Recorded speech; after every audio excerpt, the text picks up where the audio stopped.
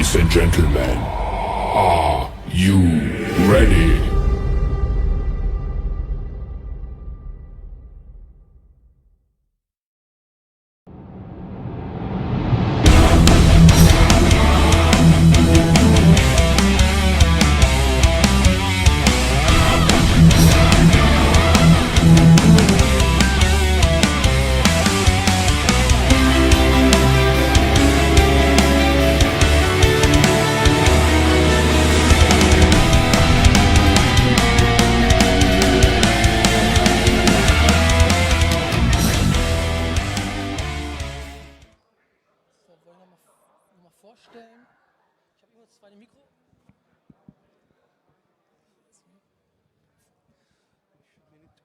So welcome to the stage. You are here the second time, actually. Yes. Yes. So, yes. We will do this in English only. So when you need a translation, you can ask me. I'm standing over there then. All right? Okay, guys. Thank you that you're here. Thank you. And thank you for your awesome work you're doing with these figures and with this toy line. And take it away. Thank you very much. Thank you very much. So this is the second drunk Formo panel. Yes. Cheers. Cheers. All right. Okay, hit it. So we were here the first time last year, and we presented our line Legends of Dragonor. We are Formo Toys. It's me, Per, and Josh Van Pelt, which is from US. And we are here for the second year, and we still don't have the toys.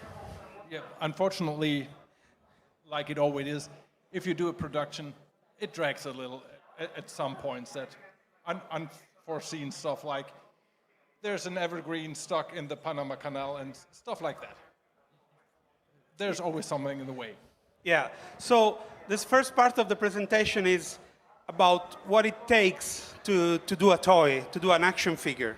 So we'll take you through all the stages of creating the toy line, and we'll show you how we work and how things get done at the factory, etc.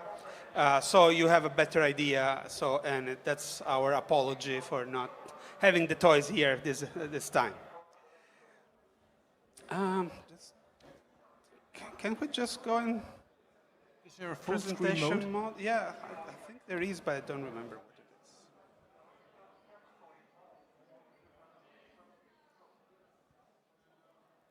it is. It's German, I can.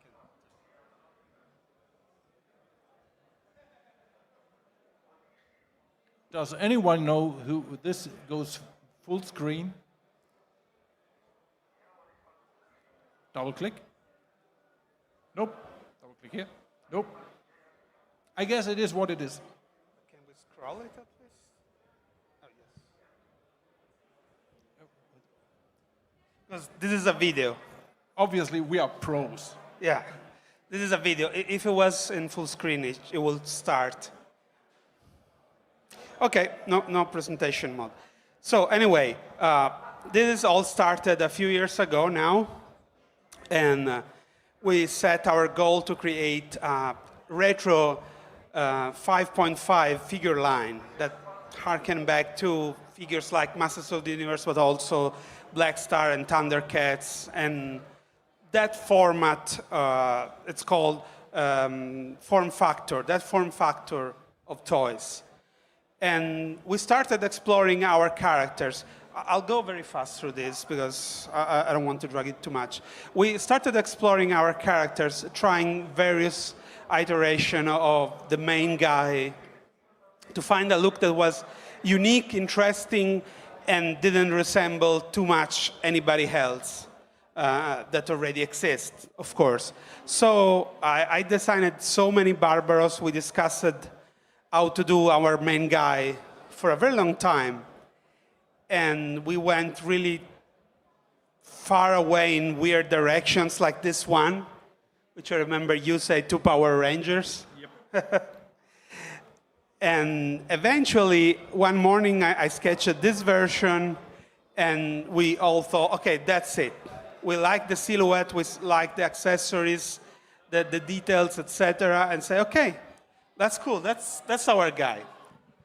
Usually when I look at the designs, and come up with own designs. And always it's not like a decision, yeah, that works. For me, it's always like, I look at it, do I feel something, and do I feel the right thing looking at it? And if it doesn't feel right, sometimes it makes sense to find out why it doesn't feel right, and sometimes it's just, yeah, that just sucks. Yeah, yeah. And we spend days and weeks deciding on something. It's very rare that something is good at the first time. And sometimes when you can't put your finger on it, why it works or why it doesn't work, you just got to a point where you say, yeah, that's good enough. Let's leave it like that. And then at one point, one morning, you wake up and you know exactly what to do, and you just pull it off and just tweak it a little bit, just raise an eyebrow or something, and there it is. That is what you wanted to feel. Yeah, yeah. So next step, once we nail a design, we decide, okay, this is the one, we like it. I go and do the control art, which is what is called a turnaround. So all the views of the character, so Per, which is our sculptor, can have all the information they need to create the 3D model for the figure. Same process was for our bad guy, Oscuro. And again, we went through many iterations of him, picking a lot on the colors, like, do we want purples, blue, maybe they are too much like Skeletor, no, let's try something different. And eventually, like, this was almost finished, but we still didn't like the colors. Yeah. And like between this and the other one, Per suggested to raise his collar behind his head, and it worked fantastically because now it's even more retro, like almost 70s, sci-fi 70s style, like Ming in the Flash Gordon movie. Has this kind of paraphernalia behind his head. We tried, even when we're satisfied with something, we still try other things to see if it works better, like this more complicated armor. But we decided, no, this is too complicated. If this was done during the 80s, probably they wouldn't have done like that. So let's scrap it. Maybe save the concept for something else. So, okay, we tried the different colors, and we finally came to the final version, which is this one. Yeah. And we were happy with it. So we could take it to the control art stage, like we did with Barbaro. And that was ready. We also had the horns on the staff. Actually, Per suggested to add the horns on the staff, and it worked much better. So we were happy. And many stages of this design process, you get the actual design to a thumbnail, so it's really small. Then you squint your eyes and look at it and see if the silhouette of the figure works for you, if you can read it, if the colors are divided enough, you have enough contrast, as the forms are contrasting enough, so it still looks interesting just as a blurred blotch through your squinted eyes. yes. And as soon as that happens, you know that is something that can work, and that is visually pleasing and appealing. And So then the most difficult process comes, picking the real colors. Next part in the process is picking up the real colors that the factory has to use on your figures. So you have a concept, and you like the colors that you used on screen. Now you have to use Pantone guides that are like little catalogs of colors, and pick the colors that is closest to what you want. And those colors have little codes, and these little codes will help Pierre when painting the prototypes, because there is a little guide on how to mix the colors, but it will also inform the factory on what color they need to use to paint our figures. So when you have picked a color and you don't have like a guide that exactly is telling you how it should look, that you can have available all over the globe, then he's picking colors in Italy, says me what colors he wants, sends me a picture over that looks totally different on my screen than on his screen. So he just tells me what Pantone color he wants. I put out my catalog, go to the color that he picked, and we can agree that no matter how it looks on the screen, we are talking about the same color. Same in China. If we tell them the Pantone code, they really take the color that we mean, and there's no discussion about it. So that's the beauty of the Pantone colors. Yeah. And how it works is that we create this that is called a deco sheet. The deco sheet has the figure with the call-outs for all the various color codes. There is a list of the colors at the bottom of the figure there, those little squares, the colored squares, and then there is the picture of the figure with the lines pointing out to each color, so the factory knows where to put the colors and what colors to use.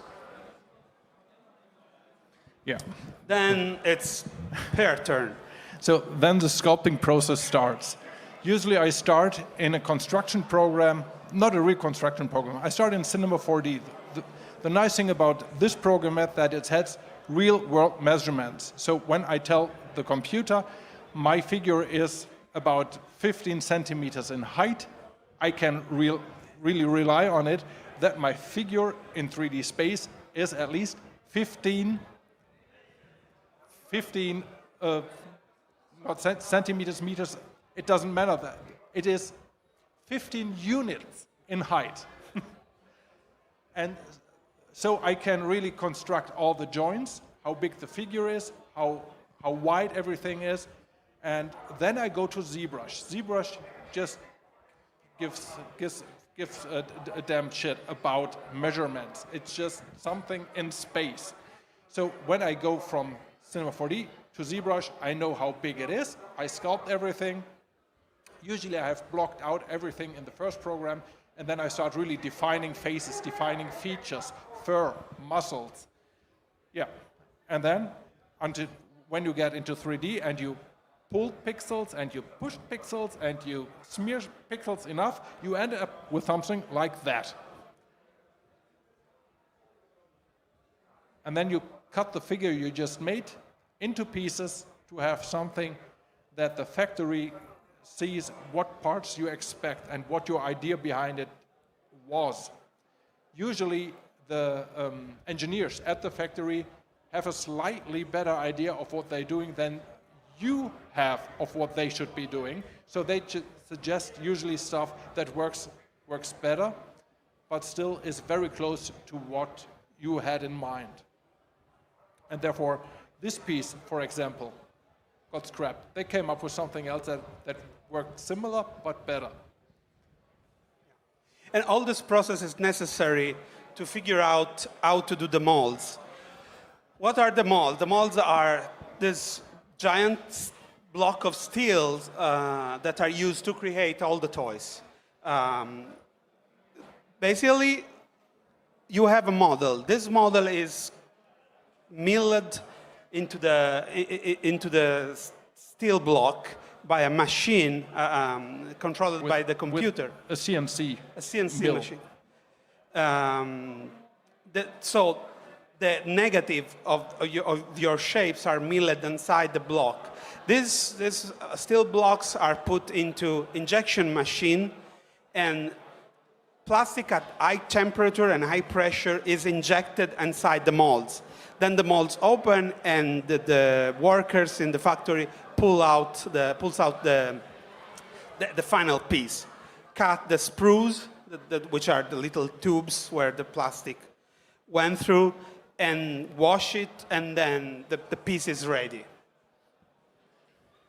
Yeah. So this process is, at first, is to figure out how many of these steel blocks we will need to do our figure.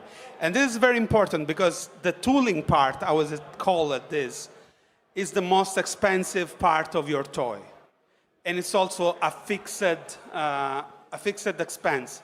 Like when you do more of your figure, of course, the cost of producing the figure goes down. But it doesn't change the cost of the mold. The mold are done once, and it's a fixed expense. So you need to be really careful in designing your figure and designing how to distribute the part in the molds, etc., so you don't spend too much. That's also the reason why most figures in toy lines share a lot of pieces. On all figures, as you see, like the upper legs are always the same thing. And that is to share this part through as many figures as you can get, within reason. It has to make sense. But you have to do it like that just to get the most figures out of as few molds as possible, because, as he said, the molds are the most expensive parts.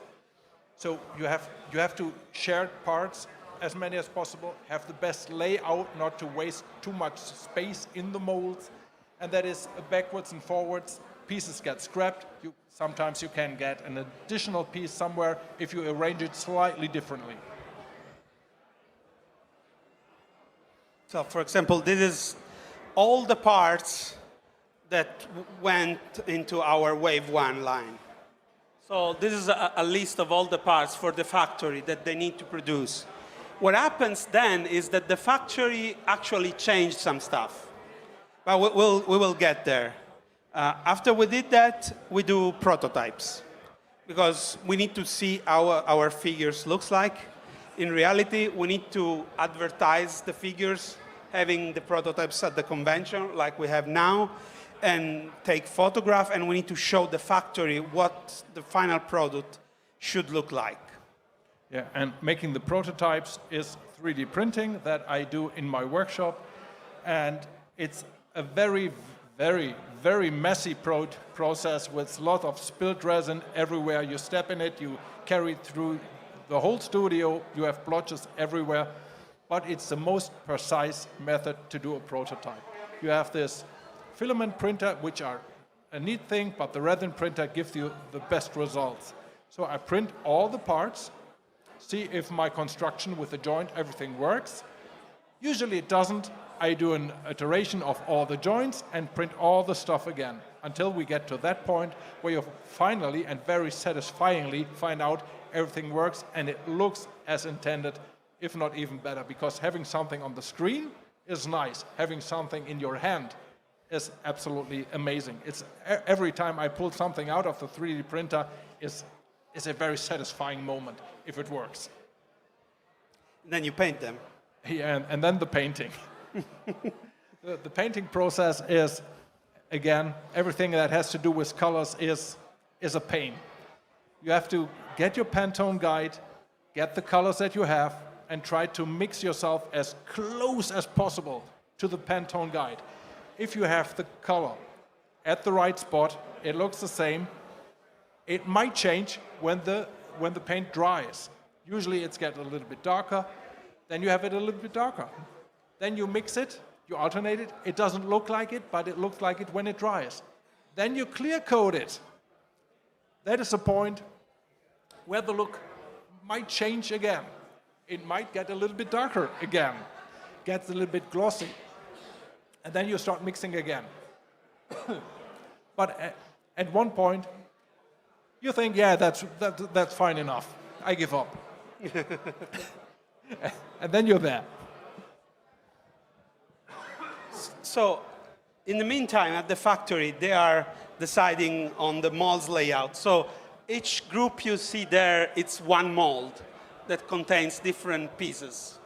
But that's a first estimate only. Because in reality, when they start re-engineering the figures, they make change. Like the ones you can see here, where the torso is made of 3 parts now. Because it's PVC, it needs to be empty, to not be too heavy and to not collapse. So they divided it in 3 parts. So each of these 3 parts has to be molded separately and then assembled and glued. And I think we have even, and then when they do this, they, I think this is with the Divine Armor, we have even a better example. There are a lot more parts than we expected for our Divine Armor. They divided it in so many pieces that resulted actually in 1 extra mold that we didn't foresee. When you take a look, and maybe you have the Divine Armor somehow in your head, but here's one part of the head. Here are the little tube that go around. Actually, yeah, here is a face mask. It's already 4 pieces for 1 helmet. I just printed it in 1 piece and painted it, but they decided that in the long run, it's way less work work intensive if they just shoot these parts in the actual color and make it like that. So the actual process take a little bit less. Even the molding stage is more work intense and a little bit more engineering intense. And that goes for all the parts, like these little fins on the legs are a separate part. The arms have separate parts. They pull it apart in all sorts of ways that I would never have come up with. So they, with the mold, once they created the molds, they can start testing them, and they test them a lot to see if they're working, if everything is fitting right and assembling right, and they create what is called test shots. Usually test shots are just random colors.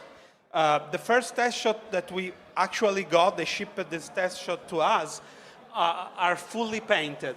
Like, they're not shot in the right color. They're just white plastic, and they painted over it completely. So they're very close to the final product, but not yet because the plastic is not really colored. But those were the test shots we got. We were super happy. Which are actually the test shots we have on display at our booth. These are the actual test shots. What?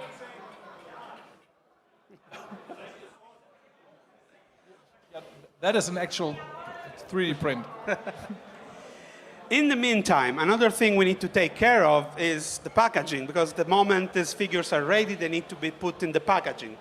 So another thing that we worked on with the factory was to figure out the bubble that goes on the blister card. And so they did these tests showing us how the figure sits in the tray inside the bubble and where the piece of the divine armor goes. We discussed like how thick it should be, how big, and we also at the same time design the graphic for the card. So this is a rough example, just a piece of paper with the card printed on and the bubble glued on it, just to have a rough idea. This, by the way, is a very rare variant where there's Karam in it and it says Barbaro. And this is the graphic that we will use on the front and the back of the cards for our figures. So in all this, there are tons of delays, as we said. Last one we got was because they couldn't find the right plastic for a week. There is a shortage of plastic in China or in that area, so they have to wait until they get the right plastic and they can start again. But with this is the end of the first part of the presentation.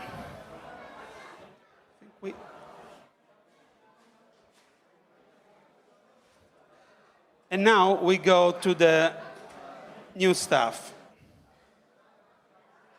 Stuff that we actually got. What is it? There is, maybe this. What it says. Okay, we did.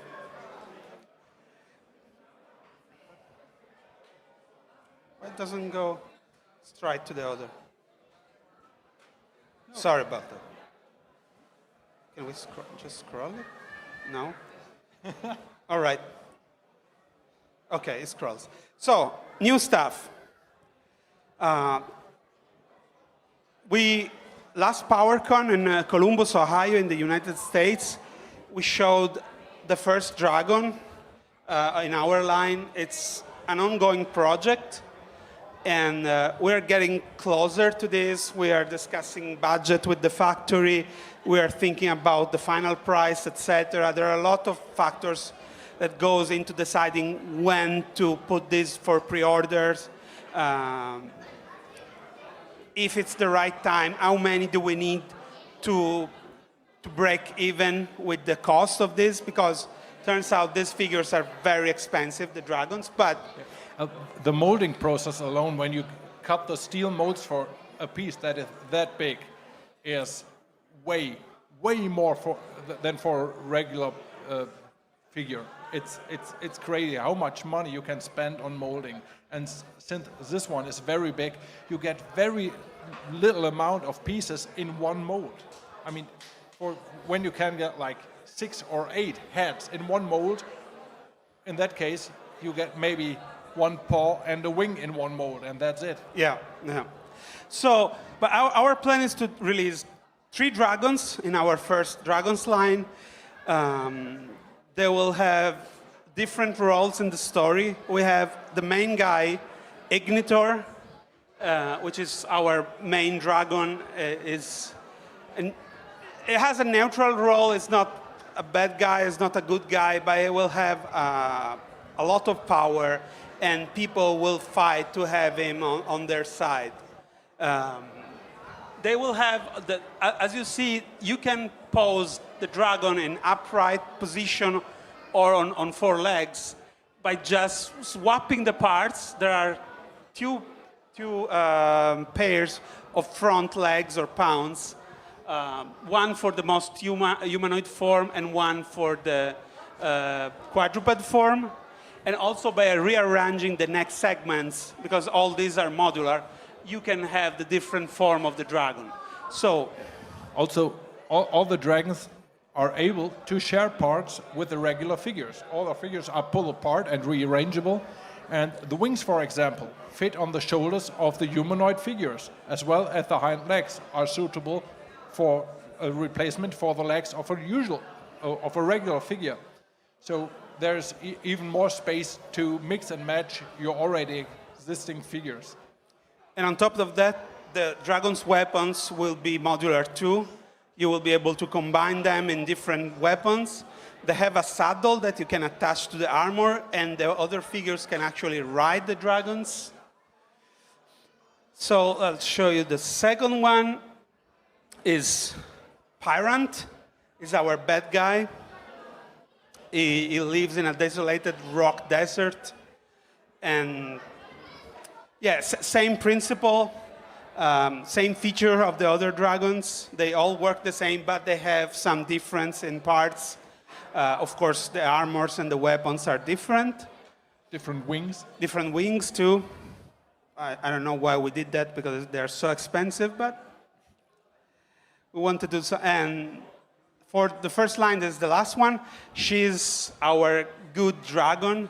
Her name is Scorchwing. And she lives in a forest. She's more of a motherly figure. And she will be an ally of Barbaro and Yondara. And we'll still have to figure out a little bit more the story. But these are the first 3. You will be able to switch parts between them like the regular figures. And there will be more coming, because we already designed many more dragons. Yeah. Now, here's wave 1.5, which is a repaint line. The parts are all the parts we had already in wave 1, and we try to make sure that the repaints we do makes the most sense possible. Usually, other lines go and just make a battle version which has some camo paint in the face, and that's it. That's the repaint. We try to make figures that make sense, that have a reason to be there in the story, in the line, in the world. So they are on display on our booth. That's the first time ever that we display this. And so we have a repaint of Barbaro, which is on an Arctic mission. So it has this fur cape and is more dressed up. It has Arctic colors. And of course, bare-chested, because Arctic exploration is best done with bare chest. At least he covered his feet. Then we have Raitor, which is the twin brother of Onitor. This is a different character, even if it's just a repaint, because they are demons, and they're Onis. There is the evil one, which is Onitor, and the good one, that is Raitor. You want to present Stealth Mission Pantera first? How do we... We still have to talk about that. No. I found it out. Yeah. You can. There's Stealth Mission Pantera, who is sort of just in shadow cloak mode to sneak through the darkness and slit throats. And to continue, we have Firepower Karem, which will still be translucent, but this time in red, because activated is firepower, and so it will be translucent with translucent accessories too. Yeah. And people seems to love translucent figures. Then we have Spirit Guide Yondara, was it right? Yes, or Vision Yondara. Vision Yondara. Yeah, she's a character who calls Barbaro into action. When she goes on her astral journeys to collect the heroes, that's her visually appearance. Yeah, and finally, a younger version of Oscuro, where he's still a dark magic apprentice. So her hair are still not white. Is dressed similarly, but with more brighter colors, and he can make his weapon and armor appear out of nowhere with magic. So the staff and the armor are translucent green plastic. Yeah. And he's still skin colored, so that shows that by getting older and getting more into the dark arts of magic, he was consumed by the dark powers, of course.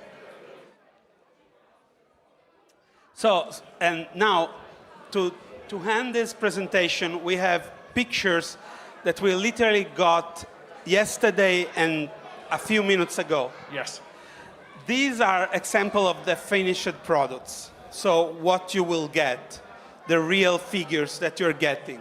There are samples that the factory photographed for us. I must say they look exactly like the test shots they did. They're very, very good. We are very, very happy with them.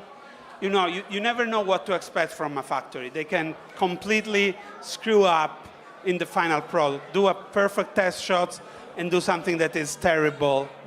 And the factory we have at hand really made an outstanding job from the beginning on. The communication is great with them. The first test shots, you know, when you do a product and you have samples that are on the way to you from the factory, the first test shots, you always prepare to get like some lazy ass shit. You prepare to, there will be a lot of adjustments. Right from the bat, the first test shots were so freaking good. It was such a delight to unwrap those figures, to see what paint job, what engineering, how they catch up all the details that I sculpted in there, how they catch that and translated that into their steel molds. It was just absolutely outstanding. And now the paint job they did on the final product is also just top-notch. It's top-shelf stuff. I'm so happy. When you work on a project like that for so long, and the final product seems to look like that, it's a gift. Yeah, It's definitely. very rewarding. So you can see all of them here. There is like the wrong color for the weapon, but they're fixing that. It's missing the cape right now, but overall they're very, very good. And now, just a few minutes ago, the factory sent us the first picture of the figures on cards.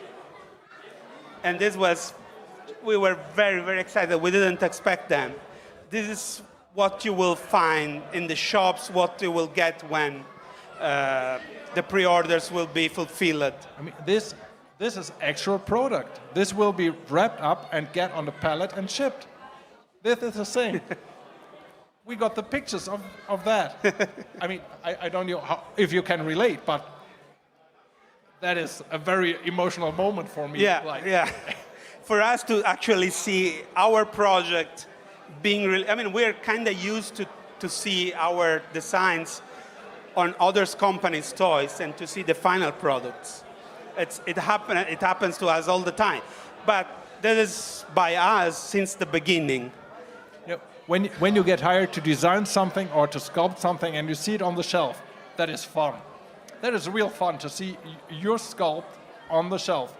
But to see the whole process that you've been through in a packaging, with like as it looks like. It's a whole package for us. We've been there from the first idea till this moment, and that is. Yeah, it's absolutely It's crazy. Amazing. So we're happy. This looks fantastic. Now the latest update is that this should be all done by the end of the month, hopefully. Then it will take some time to ship because usually they go by boat from China to the final destination. If you bought them from Europe directly from us, we have a logistic partner in Europe that ships directly from Europe, so the shipping is cheaper. So it will take about a month to have them arriving here and in US, and also to the other shops that order them. So if you order them from Space or Big Bad Toy Store or other shops, eventually they will get them too, not long after the first batch ship, and you will finally get them. And so that's it. We're ending on a positive note. Now, of course, if some of you has questions for us, we're here to answer. Any question? Nope? You do. There you go.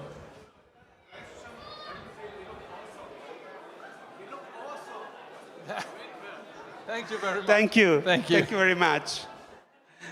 So, if there are not any further questions, I guess we get back to our booth and keep drinking. Yes, and you can come and see the figures live directly in front of you in our diorama.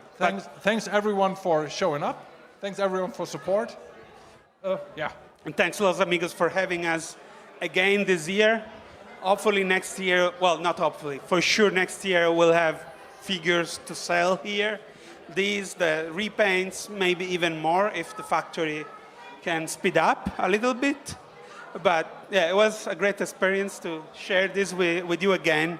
I'm very happy for how this is going. Thank you very much. Thank you very much.